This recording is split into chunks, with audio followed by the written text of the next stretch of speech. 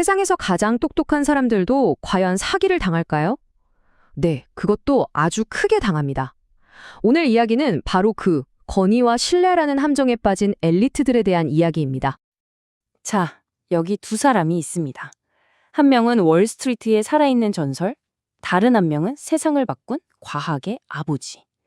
그런데 이 두 사람이요, 정말 놀랍게도 거의 똑같은 방식으로 엄청난 돈을 잃었다는 겁니다.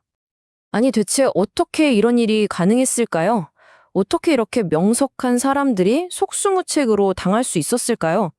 그 비밀은요, 300년 전이나 지금이나 변치 않는 우리 마음속 깊은 곳에 숨어있는 어떤 함정에 있습니다. 지금부터 그걸 한번 파헤쳐보죠. 이야기는 먼저 이름만 대면 모두가 알만한 현대 금융계의 거물부터 시작해보죠. 월스트리트에서 그의 이름은 그냥 이름이 아니었어요. 바로 신뢰 그 자체였습니다. 버니 메이도프라는 사람, 정말 수십 년에 걸쳐서 탄탄대로를 걸었습니다.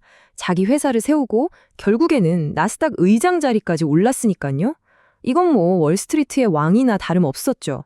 그의 펀드는 아무나 들어갈 수도 없었고 들어간 사람들은 엄청난 수익을 냈다고 알려졌고요. 650억 달러, 우리 돈으로 자그마치 85조 원입니다. 이게 바로 그가 혼자서 벌인 사기극의 규모예요. 역사상 가장 큰 펀지 사기였죠. 정말 상상도 안 가는 금액 아닙니까? 그럼 어떻게 이게 가능했을까요? 비결은 아주 교묘했어요. 투자 전략? 그건 절대 비밀이었습니다. 고객들은요? 유명 인사, 대형 기관들, 저런 사람들도 투자하는데? 라는 생각을 하게 만들었죠. 그의 권위는 너무나 막강해서 그를 의심하는 건 월스트리트 시스템 자체를 의심하는 것처럼 여겨졌습니다. 하지만 영원한 건 없죠. 2008년 전 세계를 덮친 금융위기가 터졌습니다. 돈줄이 마르자 투자자들이 돈을 빼달라고 아우성이었고 그제서야 드러난 거죠. 그 화려했던 금고가 사실은 수십 년 동안 텅 비어 있었다는 사실이요. 모든 게 거대한 신기루였던 겁니다. 메이도프 사건 정말 대담하고 특이해 보이죠? 그런데요, 그가 써먹은 수법, 그 심리적인 함정은 사실 아주 오래된 겁니다. 수백 년 전에 이미 완벽하게 설계된 것이었죠. 자, 시간을 300년 전으로 되돌려 보겠습니다. 놀랍도록 똑같은 이야기를 만나게 되실 겁니다. 바로 남의 회사 이야기입니다.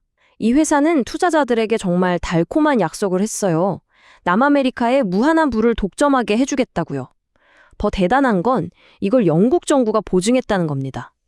나라의 빚을 회사가 대신 갚아주는 대신 무역 독점권을 받은 거죠.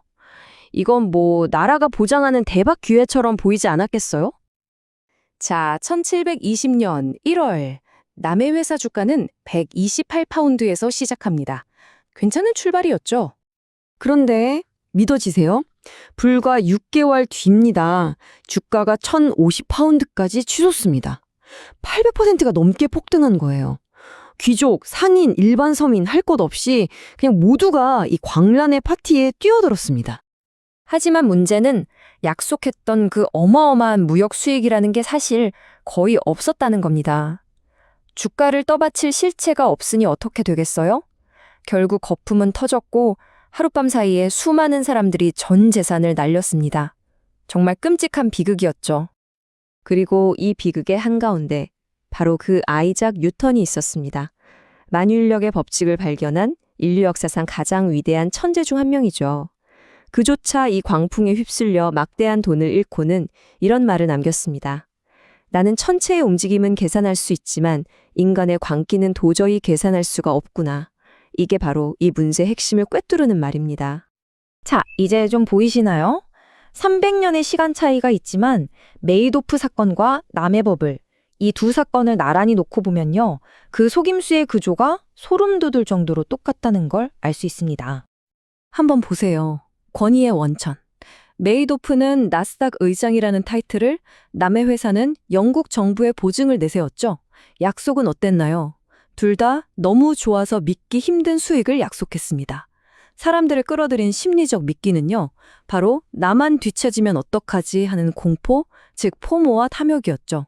그리고 결정적으로 저렇게 똑똑한 사람들이, 저렇게 높은 사람들이 다 투자하는데? 라는 사회적 증명이 있었습니다. 구조가 완전히 판박이죠? 바로 이런 심리를 파고드는 게 확증 편향이라는 겁니다.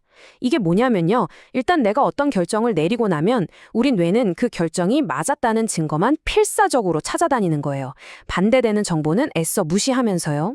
뉴턴과 메이도프의 투자자들은 눈앞의 수익률이라는 증거에만 집중했습니다.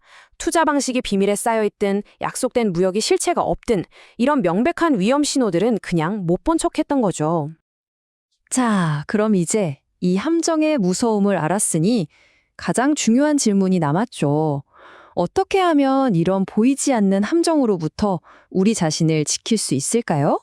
어떻게 방어막을 칠 수 있을까요? 4가지 원칙만 기억하시면 됩니다. 첫째, 묻지도 따지지도 않고 믿으면 안 됩니다. 상대가 아무리 대단해 보여도 그 권유를 믿지 말고 직접 검증해야 합니다. 둘째, 당신에게만 드리는 특별한 기회라는 말을 의심해야 합니다.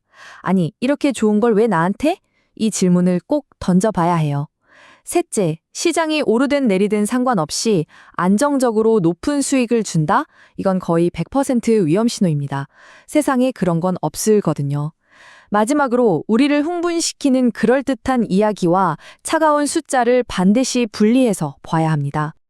사기의 도구는 계속 바뀝니다. 300년 전에는 정부의 문서였지만 지금은 복잡한 기술이나 블록체인이 그 자리를 대신할 수도 있겠죠. 하지만 사람의 마음을 파고드는 방식은 변하지 않습니다. 그렇다면 우리에게 남는 질문은 이겁니다. 지금 이 시대, 새로운 기술과 카리스마 넘치는 리더들의 세상 속에서 다음번 모두가 존경하는 사기극은 과연 어디에서 어떤 모습으로 우리를 기다리고 있을까요?